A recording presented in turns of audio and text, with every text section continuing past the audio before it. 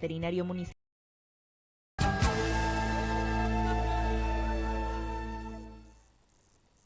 Y observar y hacer observar, en lo que de mí dependa, fielmente la Constitución de la Nación. La Constitución dice que todos somos iguales ante la ley. Por infame, traidor a la patria en los términos del artículo 36 de la Constitución Nacional. Es nada más ni nada menos que cumplir con la Constitución argentina. La Constitución es la ley que nos transforma en una nación. Solamente hago un control presupuestario como dice la propia Constitución.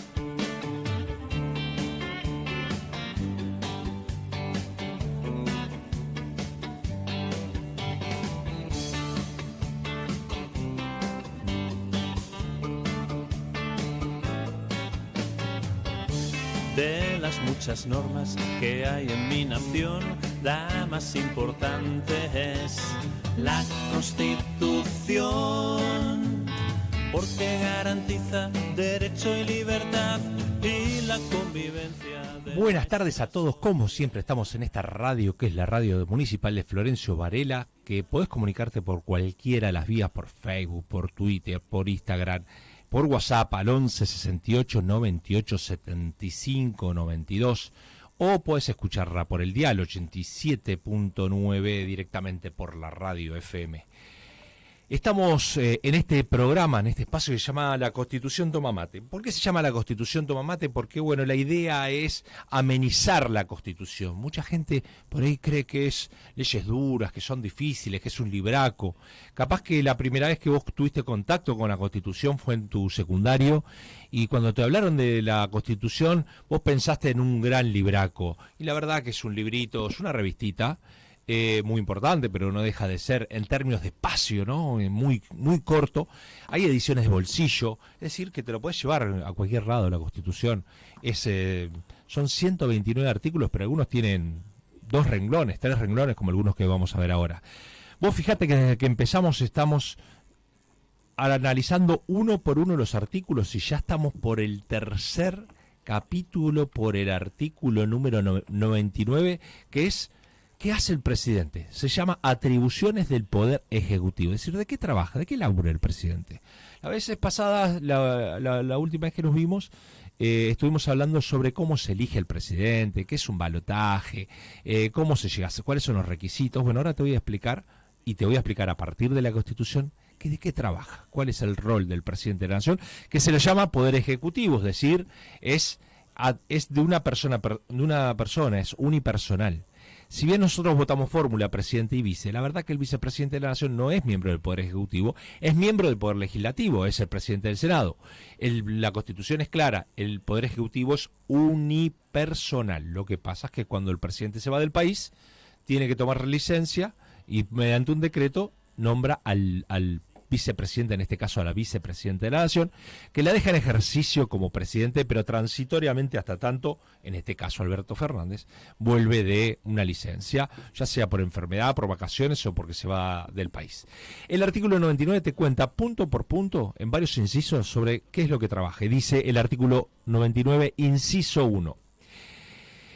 Es el jefe supremo de la nación, jefe de gobierno y responsable político de la administración general del país. ¿Qué significa esto? Nosotros tenemos un régimen que se llama presidencialista, es decir, a diferencia de los europeos que tienen un régimen parlamentarista, habrás escuchado alguna vez que tiene un primer ministro y un rey. ¿Por qué? Porque el rey es jefe de Estado y el primer ministro es jefe de gobierno. Acá no. Acá nosotros tenemos un régimen presidencialista, lo que te dice el inciso 1, que mira todo lo que es el presidente, jefe de supremo de la nación, o sea, jefe de Estado, es el responsable máximo del Estado, pero aparte es responsable máximo del gobierno. Esta diferencia ya la hemos hablado. A veces es difícil de hacerle entender o explicarle esto a un chico del secundario, entre la diferencia entre Estado y gobierno. ¿Por qué?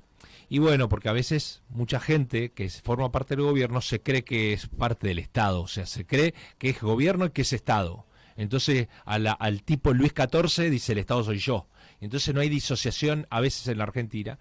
entre Estado, gobierno, partido político y persona. Pero hay una diferencia muy grande. El Estado son las instituciones, el Estado son los tres poderes, el Estado es quien tiene el monopolio legítimo de la coacción física. En cambio, el gobierno es quien transitoriamente está al frente de uno de los poderes del Estado, que es el Poder Ejecutivo. Bueno, el presidente es eso, es jefe de gobierno, pero aparte es jefe de Estado.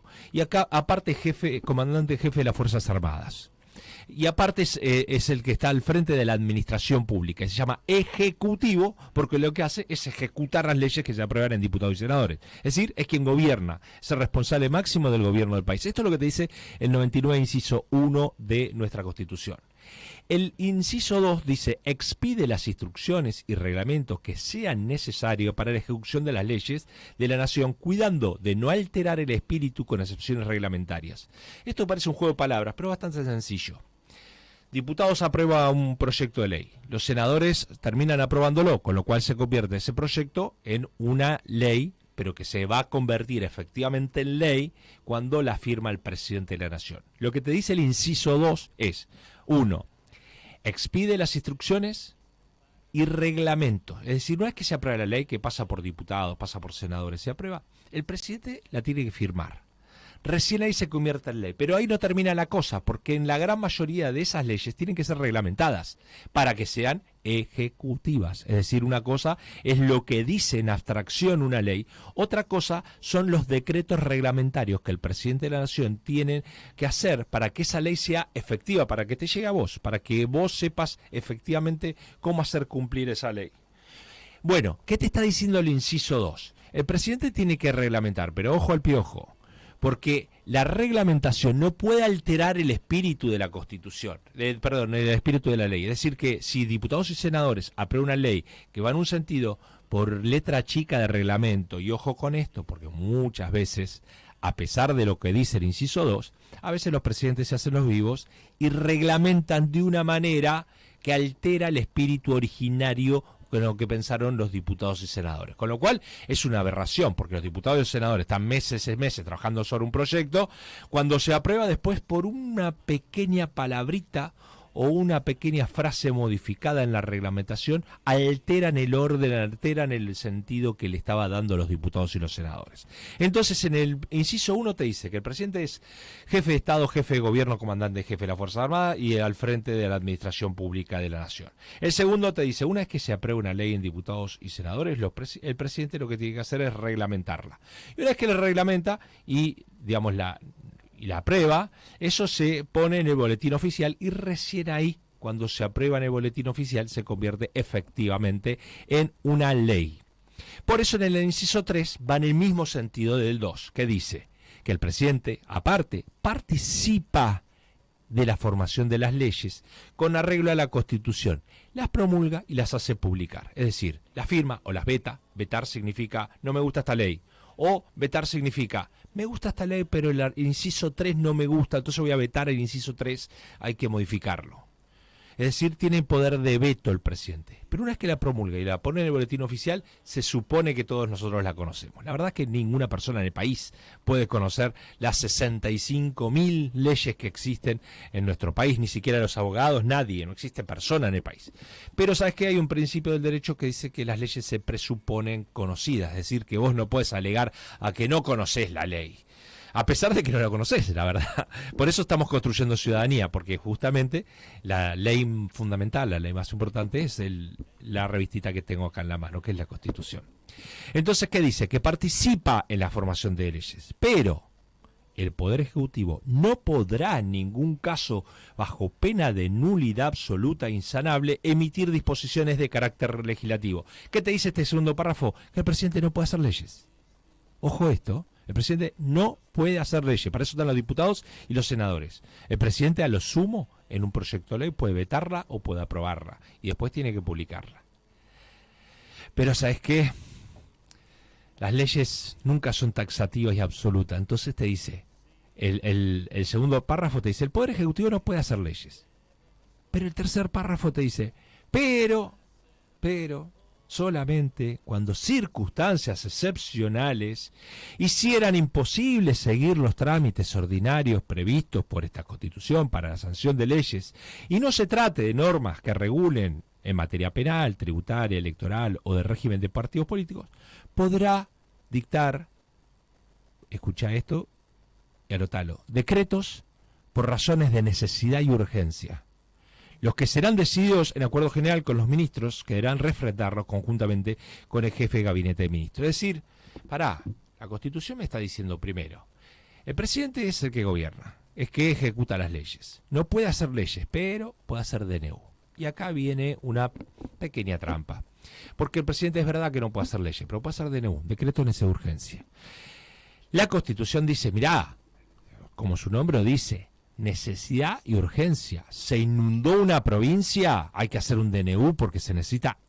No puedo pasar por diputados y senadores, tardar meses porque tengo que actuar inmediatamente. Se prendió fuego los bosques de Córdoba, no puedo estar.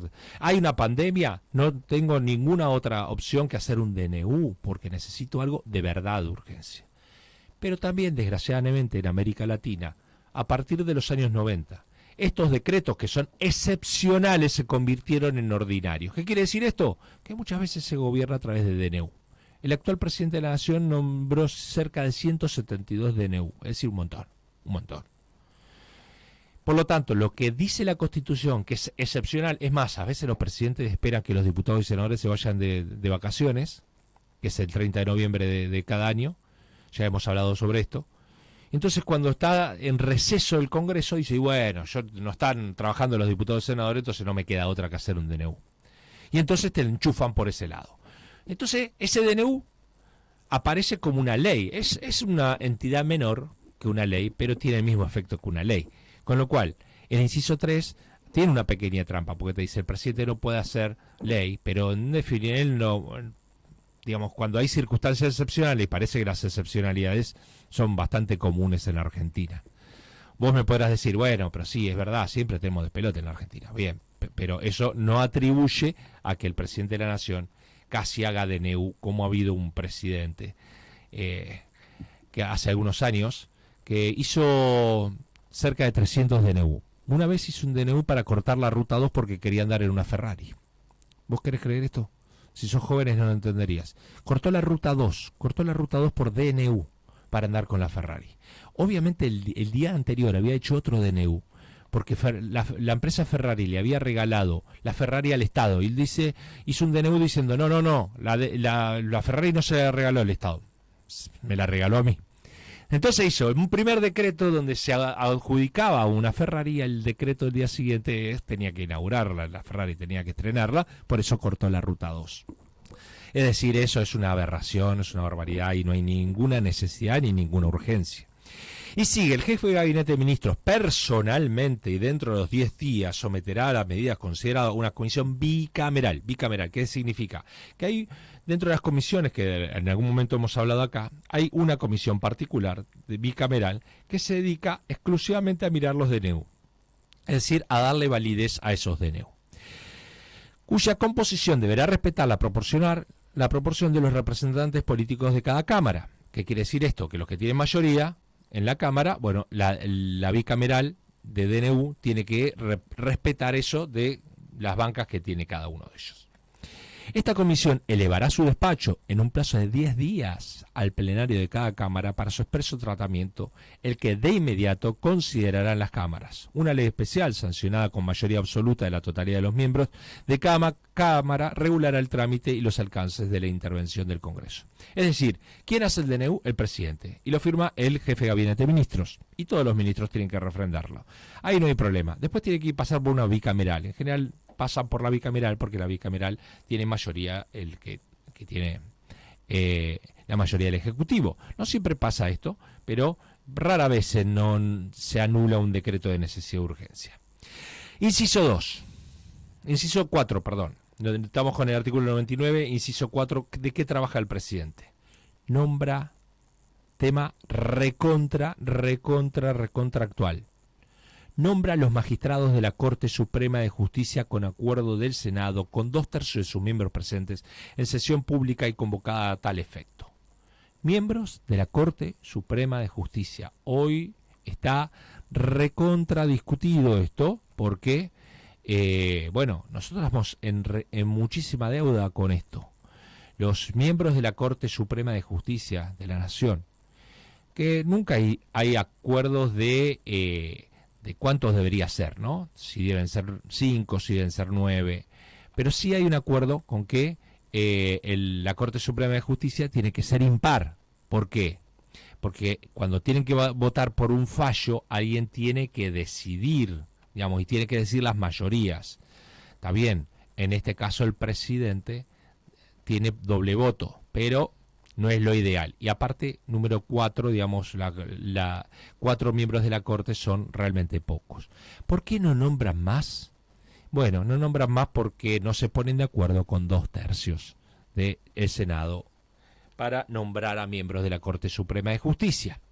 En la actualidad son solo 4, es Horacio Rosati, que es el presidente actual, Carlos Rosenkrantz, Juan Carlos Maqueda y Ricardo Lorenzetti. Son los 4 miembros de la Corte Suprema de Justicia.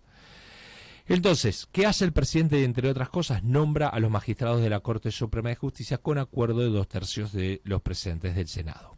Nombra a los demás jueces de los tribunales federales, fíjate que también qué actualidad tiene, que está en este momento un debate, un cuestionamiento por parte del Ejecutivo con los miembros de los jueces federales.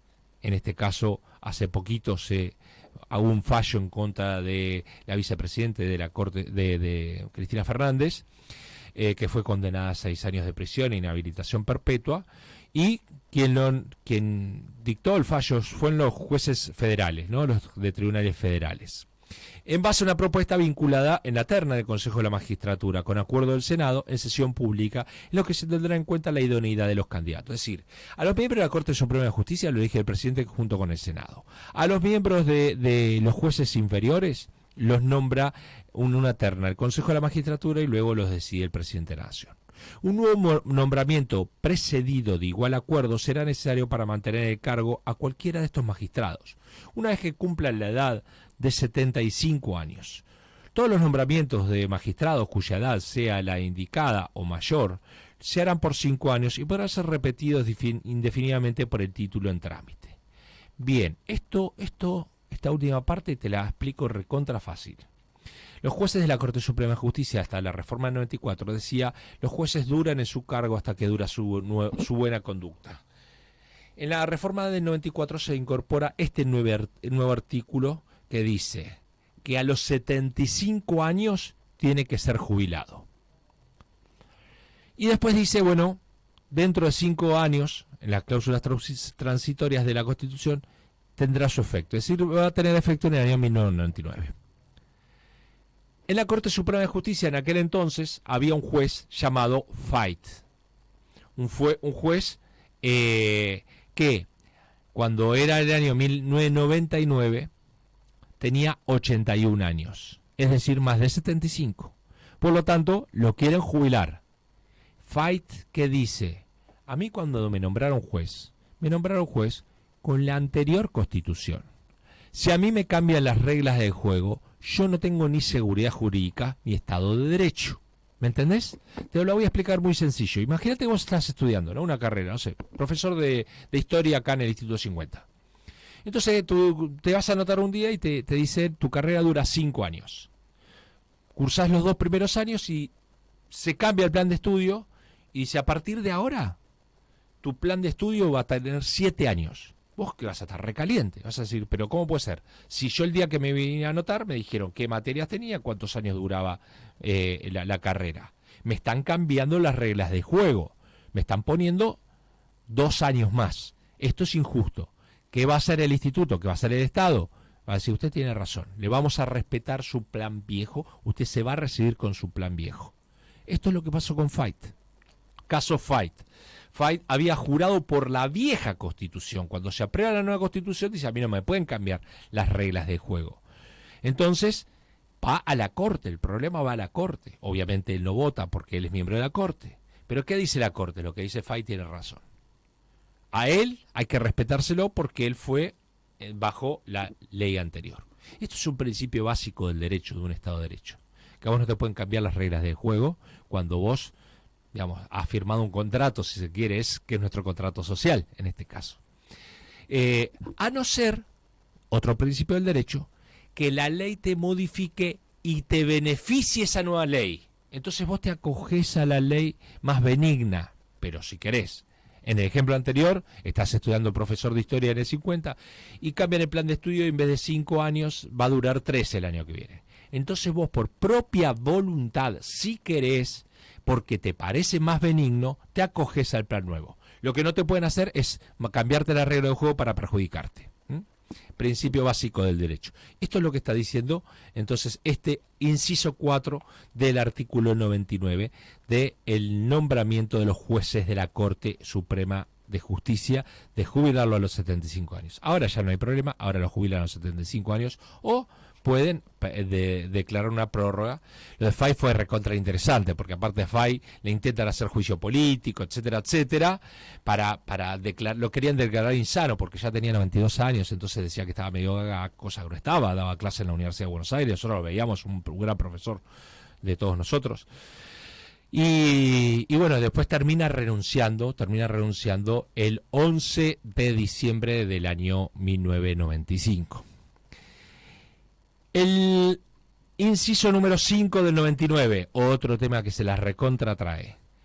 El presidente puede indultar o conmutar penas por delitos sujetos a la jurisdicción federal previo informe del tribunal correspondiente, excepto en los casos de acusación por la Cámara de Diputados. ¿Qué es un indulto? Que el presidente de la Nación puede dejar en libertad a cualquier detenido en cualquier penal. Es decir, que un presidente de la Nación a sola firma puede dejar en libertad a cualquier delincuente. Eso se llama indulto presidencial y esto lo puede hacer cualquier presidente. La verdad es que no es muy común que esto se realice, pero bueno, los más conocidos son los indultos que hizo Carlos Menem en los años 90. En diciembre de 1990 firmó el decreto 2741 que indultó nada más y nada menos que a los miembros de la corte de las juntas militares del proceso de reorganización nacional.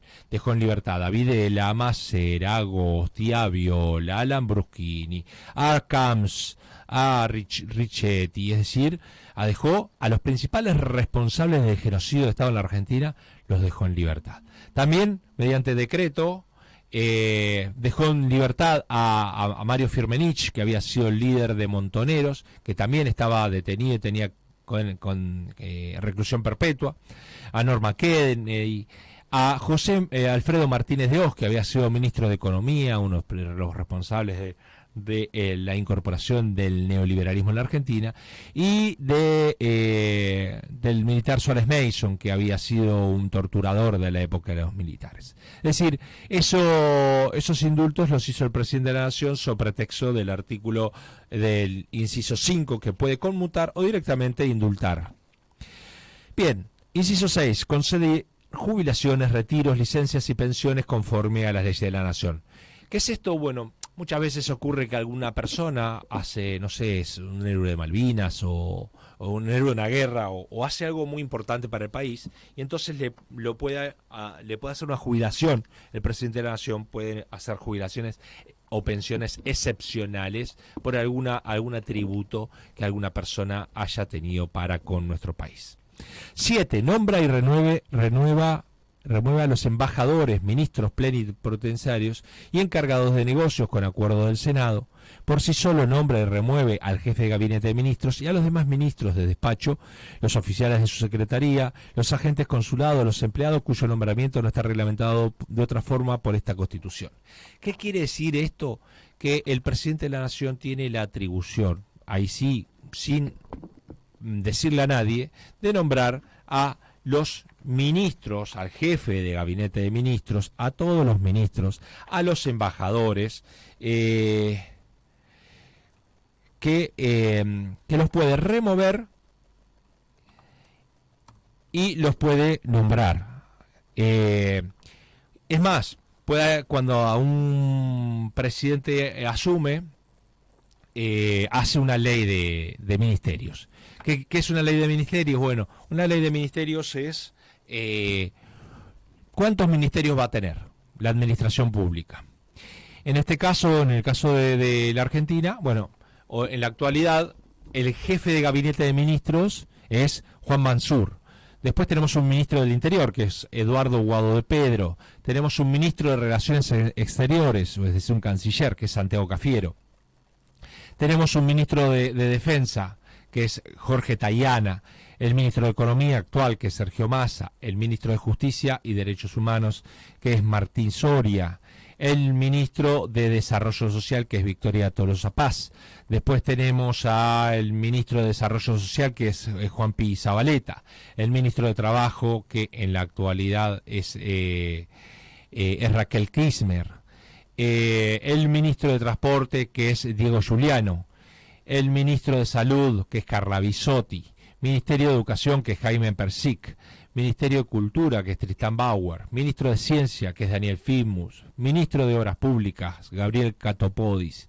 Ministro de Desarrollo Territorial y Hábitats, que es Santiago Maggiotti. Ministro de Seguridad, que es Aníbal Fernández. Ministro de las Mujeres, Género y Diversidad, que es Ayelén Massina. Ministro de Turismo, que es Matías Lamers. Ministro de Ambiente y Desarrollo Sustentable, que es Juan Cabandier.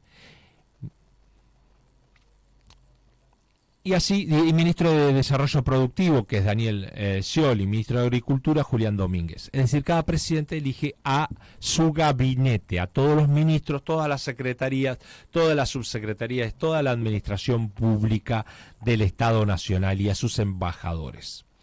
Inciso número 8. Está en la Constitución y es el discurso más importante que hace el presidente de la Nación. Hace anualmente la apertura de sesiones del Congreso reunidas al efecto ambas cámaras, dando cuenta en esta ocasión del Estado de la Nación, de las reformas prometidas por la Constitución y recomendando a su consideración las medidas que juzgue necesarias y convenientes. Es decir, todos los 1 de marzo, el presidente de la Nación, en una cuestión protocolar que está en la Constitución, el Congreso los recibe. Ahí lo recibe el presidente de la Cámara de Diputados y el presidente de la Cámara del Senado. Lo hace pasar a su casa y el presidente de la Nación hace el discurso más importante que tiene que hacer, que es ¿qué es lo que hizo hasta el momento y qué es lo que pretende hacer el año que viene? ¿Sí? Entonces, ¿qué le sugiere a los diputados y a los senadores? Le sugiere que apruebe determinadas leyes a efecto de que su gobierno sea mejor. Entonces les dice lo que hizo hasta el momento, que hace un balance de gestión, y le dice, bueno, me gustaría que en este año legislativo los diputados y senadores aprueben tal cosa, aprueben tal cosa. Eso sucede cada 1 de marzo de cada uno de los años. 9. De esto hemos hablado cuando hablamos del Poder Legislativo. Prorroga las sesiones ordinarias del Congreso o las convoca a sesiones extraordinarias cuando un grave interés de orden o de progreso lo requiera. Todos los años, bueno, pasa ahora, en este momento, porque el Congreso funciona hasta el 30 de noviembre. Pero se puede prorrogar las sesiones, que en general es lo que sucede, porque las sesiones últimas son maratónicas. En general, el Congreso funciona bastante poco, dicho sea de paso, sesiona bastante poco, pero se acuerda de sesionar los últimos días del año. Y entonces, como no dan abasto de todos los proyectos que tienen en danza, en general prorrogan. O en su defecto, si están en receso, es decir, si no están sesionando, si el Congreso no está funcionando, el presidente puede convocarlos a una sesión extraordinaria, es decir, llamarlos a todos de sus vacaciones diciendo esta ley las necesitamos aprobar en este momento. Bueno, eso lo dice el inciso 9. El inciso 10 dice, supervisa el ejercicio y la facultad de jefe de gabinete de ministros respecto de la recaudación de la renta de la nación y de su inversión con arreglo a la ley de presupuesto de gastos nacionales. Presupuesto de gastos nacionales. Hay dos leyes que son las fundamentales en el país. Una de las leyes es la ley de presupuesto, la otra es la ley de coparticipación. ¿Qué es la ley de presupuesto? Lo que se va a gastar este año se aprueba lo que se va a gastar el año que viene. Por supuesto que en un proceso inflacionario como el nuestro del 100% de inflación, esto es bastante complicado. Pero, bueno, todo país tiene que tener su presupuesto. Y entonces tiene que ver las finanzas públicas que funcionan. El presidente de la Nación es el principal responsable de las finanzas públicas. Porque nombra un ministro de Economía, pero nombra un ministro de Economía a efectos de aplicar las políticas económicas que él considera adecuadas. El inciso número 11 dice, concluye y firma tratados, concordatos y otras negociaciones requeridas para el mantenimiento de buenas relaciones con la organización internacionales y las naciones extranjeras. Recibe sus ministros y admite sus cónsules. Bueno, varias cosas. Esto tiene que ver con relaciones exteriores. Hemos hablado también en el Poder Legislativo que muchas de las relaciones exteriores van por el lado del Poder Legislativo. Pero lo que hace el presidente es concluir y firmar los tratados de acuerdos mutuos. Nosotros tenemos un tratado muy importante, o quizás el más importante, que ha habido unos ruidos en estas últimas semanas, que es el Tratado del Mercosur. Es decir, es más, hace unos días, el 30 de noviembre, se cumplió la firma por primera vez del primer acuerdo del Mercosur, una firma recontra importante que hizo entre el presidente Raúl Alfonsín y el presidente de Brasil, José Sarney, que tenía que ver con las bases fundantes del Mercosur. Hoy estamos teniendo un pequeño problemita con el Uruguay. Digamos, el Uruguay ha tenido una discusión con el presidente nuestro, bueno, por algunas diferencias en torno a las relaciones exteriores y en torno a las relaciones que tiene que tener el Mercosur para los otros países no miembros. Pero bueno, en definitiva es el presidente que termina de concluir los tratados internacionales y también admite a los cónsules. Esto en general en la Argentina no hay problema, pero hay otros países donde, bueno, hay problemas de conflictos, algún conflicto político, y entonces el cónsul, el presidente, que recibe al cónsul de un país, por ejemplo, no sé, al cónsul de Francia, que tiene estadía acá, o de cualquiera de los países, les da un poder de cónsul. Eso se lo da el presidente de la nación. Cuando hay un país, por ejemplo, que está en conflicto con ese país, a veces no le dan el título de cónsul, por lo tanto no puede cumplir ninguna función, ¿sí? En general en la Argentina esto, por suerte, no sucede, pero cada vez que hay algún problema, cuando ha habido, no sé, golpe de Estado en Paraguay, cuando se sacó el presidente de Honduras, cuando hubo conflictos en Venezuela, es decir, ha habido algunos problemas con respecto a darle los poderes a los cónsules o no. El inciso número 2 dice, es comandante en jefe de todas las Fuerzas Armadas de la Nación. Esto es lo primero que te dije, que el presidente de la Nación es jefe de Estado, jefe de Gobierno y comandante en jefe de las Fuerzas Armadas. Es decir, las Fuerzas Armadas se ordenan al Poder Civil. Esto es un Estado de Derecho también. Digamos que el presidente de la Nación es el que tiene a su disposición las Fuerzas Armadas. Lo hace por vía del Ministerio de Defensa. Esto lo explico para los más jóvenes. Cuando hubo levantamientos, carapintadas, en el 89, en el 87, el presidente de la Nación, que era Raúl Alfonsín, que era comandante en jefe de las Fuerzas Armadas, mandaba a reprimir a los sublevados, que eran miembros de la fuerza, y las Fuerzas Armadas no le respondían. Con lo cual ahí hubo una cuestión mucho de debilidad de la democracia en la Argentina, porque las Fuerzas Armadas no recibían órdenes del Poder Civil, decían, nosotros hacemos lo que queremos. Entonces, eso fue un problema gravísimo y estuvo al vilo de podemos decir, de caer la democracia, por lo menos debilitarse fuertemente.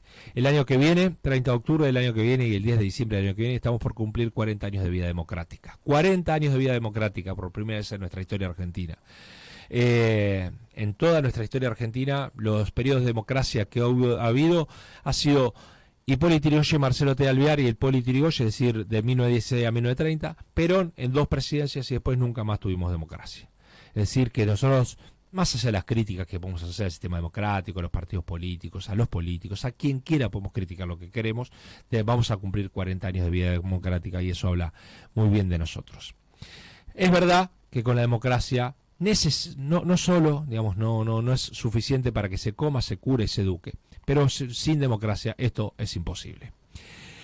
Inciso número 13. Provee los empleos militares de la Nación con acuerdo al Senado en la concesión de los empleos o grados de oficiales superiores de las Fuerzas Armadas y por sí solo en el campo de batalla. Es decir, toda la parte de las Fuerzas Armadas, de quién se nombra a comandante en jefe, a los miembros de cada una de las fuerzas. Nombrar obviamente guerra es una tarea del Poder Legislativo y no del Ejecutivo, pero sin mandar tropas por alguna cuestión en particular. 14. Dispone de las Fuerzas Armadas y corre con su organización y distribución según las necesidades de la nación.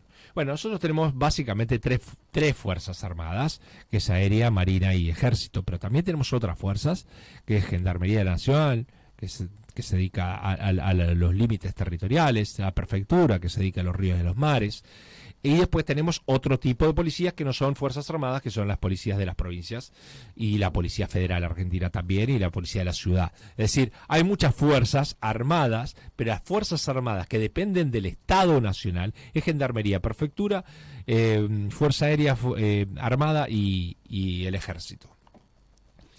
15. Declara la guerra y ordena represalias con autorización y aprobación del Congreso. Recordad que siempre, digamos, el Congreso es el que decide aprobación o no de una guerra. Inciso número 16, que desgraciadamente se ha utilizado mucho en la República Argentina. Declara estado de sitio en uno o varios puntos de la nación en caso de ataque exterior y por un término limitado, con acuerdo del Senado. En caso de conmoción interior, solo tiene esta facultad cuando el Congreso está en receso, porque es atribución que le corresponde a ese cuerpo. El presidente la ejerce con limitaciones prescritas en el artículo 23. Ya hemos hablado del artículo 23. Pero bueno, ¿qué significa esto, estado de sitio? Estado de sitio es, hay una conmoción interna, en una provincia está en una guerra civil, o hay un ataque exterior. El estado de sitio es una situación de excepcionalidad, se llama. En este momento en Perú hay estado de sitio, justamente porque cayó el gobierno, asumió la vicepresidenta de la Nación y están con conflictos. Hoy hubo 3 muertos en Perú. Pero estado de sitio es una situación de excepcionalidad en donde algunas limitaciones de las garantías constitucionales están proscriptas, ¿sí? Es decir, un estado de sitio. Si hay una guerra, hoy hay una invasión de Rusia a Ucrania, están en estado de sitio, obvio, porque no pueden salir a determinadas horas de su casa. ¿Le están limitando derechos individuales? Sí, por un bien mayor, que es un bien comunitario, que es que no se mueran masivamente. Entonces, un estado de sitio es eso, un estado de sitio es un estado de excepcionalidad extrema. Algo está pasando grave en el país, por el cual te dicen no salgas a partir de las 10 de la noche. Puedes quedar preso en nombre del Poder Ejecutivo, es decir, presos que estén a mando del Poder Ejecutivo y no del Poder Judicial. Son situaciones excepcionalidades.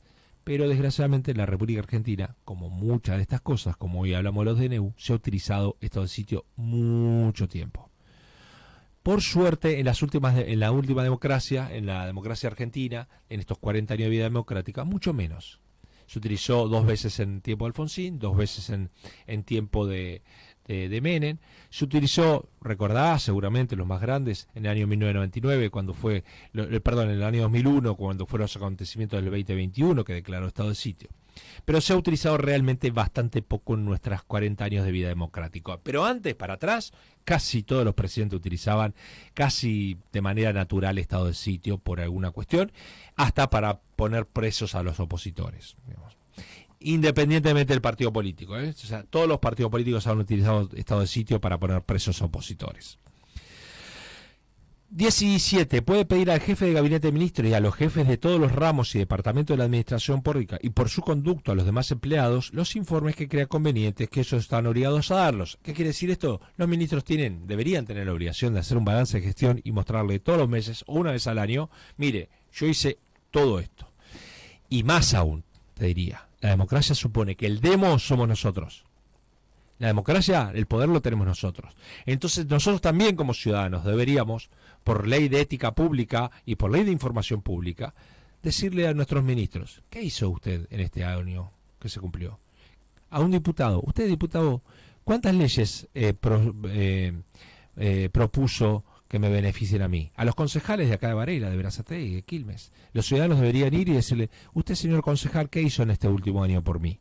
Eso se llama Ley de Ética Pública y Ley de Información Pública. El demos tiene el derecho a saber qué hacen por ellos, ¿no? Por eso son funcionarios públicos, por eso se llama república, res pública. Todo tiene que ser publicado. O sea, no hay nada que tenga que ser secreto.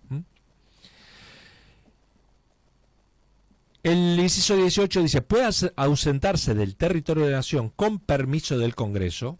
En el receso de este solo podrá hacerlo sin licencia por razones justificadas de servicio público. Esto es lo que te decía. El presidente de la nación, cuando se va del país o pedir licencia, tiene que dejar al vicepresidente en su mando. Recordá, ley de acefalía. Presidente se muere o se renuncia, asume el vicepresidente. Vicepresidente renuncia o se muere, asume el presidente provisional del Senado. El presidente provisional del Senado renuncia o se muere, asume el presidente de la Cámara de Diputados. El presidente de la Cámara de Diputados se renuncia o se muere, asume el presidente de la Corte Suprema de Justicia. Hasta acá nunca hemos llegado en la República Argentina. Hemos llegado, sí, hasta el presidente de la Cámara de Diputados, aquel año 2001, donde pasaron 5 presidentes en una semana. 19. Puede llenar las vacantes de los empleos que se requieran el acuerdo del Senado y que ocurra durante su receso por medio de nombramientos, comisión que expirará al fin del próximo legislatura. ¿Qué quiere decir esto? Que entre el receso puede nombrar algunas vacantes de empleo específico sobre la administración pública. Y por último, decreta la intervención federal a una provincia o la ciudad de Buenos Aires en caso de receso del Congreso y debe revocarlo simultáneamente para su tratamiento. Ya lo hemos visto esto en el artículo 5 de la Constitución y en el 6. ¿Qué es una intervención federal? Es que el Ejecutivo, el Gobierno Nacional, interviene, es decir, saca al gobernador o saca al miembro de la Corte Suprema de Justicia de una provincia o saca al presidente de la Cámara de Diputados de una provincia o interviene toda la provincia. Por suerte, de vuelta, no ha pasado en la última democracia, pero sí ha pasado en la provincia de Corrientes, en la provincia de Catamarca, en la provincia de Santiago del Estero. Los más grandes recordarán. Catamarca, caso María Soledad Morales. Ahí estaba todo el poder viciado de los Bussi en Catamarca. De los ADI. Y entonces allí, ¿qué se hizo? Se intervino Catamarca y se democratizó. Caso Corrientes. Nombraron a un gobernador por colegio electoral que había perdido la elección. Caso Santiago del Estero, caso muy parecido a María Soledad Morales. 3 provincias intervenidas. Pero también a lo largo de la historia de la democracia, de los 100 años de vida democrática, se ha intervenido muchas veces las provincias para sacar a un gobernador que no era afín. Con el inciso 20 terminamos el capítulo 3 y terminamos de todas las funciones que tiene el presidente de la Nación. Tiene constitucionalmente 20 funciones el presidente de la Nación, que es nuestra figura principal que recordar. Dura 4 años y puede ser reelecta por una sola vez. Con esto terminamos en el programa de hoy. Seguramente nos veremos en otra oportunidad. Estamos cerrando el año, pero fíjate que hemos visto 100 artículos, nos quedó nada más que 29 para ver. 100 artículos de la Constitución Nacional, pormenorizando uno por uno sobre todo lo que son nuestros derechos, nuestras obligaciones y los derechos que vos tenés en una sociedad democrática. Lo que estamos haciendo es construir ciudadanía, ni más ni menos. Por lo tanto, hay que darle vida a esta Constitución. La Constitución toma mate, porque la idea es amenizar todo esto. Darte cuenta que cada cosa que vos haces en tu vida cotidiana está incorporado en la Constitución. La Constitución no es una letra muerta o una letra abstracta, es algo que se te va en tu vida cotidiana y que vos podés argumentar derechos porque así lo dice nuestra hermosa Constitución Nacional. Nos vemos en la próxima. Mundial en la radio municipal. Yo aliento a la Argentina en la 87.9. ¡Vamos, Argentina!